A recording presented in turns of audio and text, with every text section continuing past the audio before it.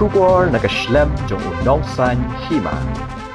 Unong yalam ka BJP ha Meghalaya ba AL hek ula kentui ki pat ba ban karshan no ba ya ka BJP amban karshan ni giwei pat ki seng ha kani ka election ban wan namar ka de ka bala ban penyo shibun ki jing mentoy la ka de ki jing mentoy shimen ki jing mentoy ya ka imlang salang ba ya ka jelahi baro ka wei uba hek ula pan ka jing karshan ha ba a jing kran ha ka jing yalang ha not Garo Hills district ha ka bala wan penyo so di ki Spah Ngut sha ka BJP uba hek ula ongru ba baro ki scheme penroy ha kani ka jela ki de ki bawan na ka sarkar pedeng ha po ka jingelam ka BJP bat ka jingelam menteri rang badu ka riu Narendra Modi ki ba ajing mentoy shisha ulong ro ba ka BJP ka yang persaya baro ki kambian bat jing bamsam ha ka jingle charilom garu ba hek lembat ki we bat kinong yelam ka BJP ulalit ai men CM ro ya ka yang ka sem MDC ka BJP Bernard Marak bala sya kem halor ki jing kano persaya u kenthop ka jing penya ya ka rimpu bagan hatura.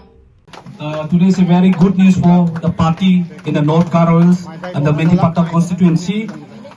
More than 200 members from the different party, they have joined the party in the presence of our Honorable MLA, Sri L. Hag, former Minister. Let's give a big hand. Harap kita programo.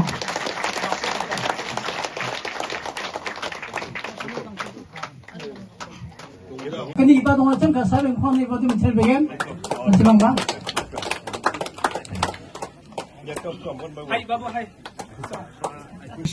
In our state, that all are the central scheme. If we talk about the Saubhagya scheme, Ghar Ghar Mein Bijli.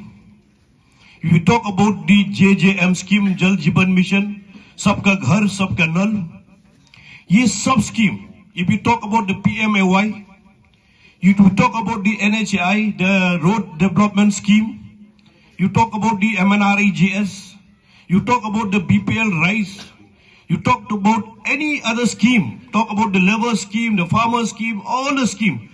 All these schemes are coming from the central government under the leadership of our beloved Prime Minister, Shri Narendra Modi ji. जितना भी हम लोग का जो स्कीम है, स्कीम यहाँ में डेवलपमेंट हुआ है मेघालय में, अब हमने देखा है कि वो सब सेंट्रल स्कीम है. तो मैं आप लोग से सफारिश करता हूं, मैं रिक्वेस्ट करता हूं, why you want to vote the other party? Why not directly vote for BJP? Vote for BJP directly. The only party who can get you immense benefits to the individual, immense benefit to the community, immense benefit to the states of Meghalaya.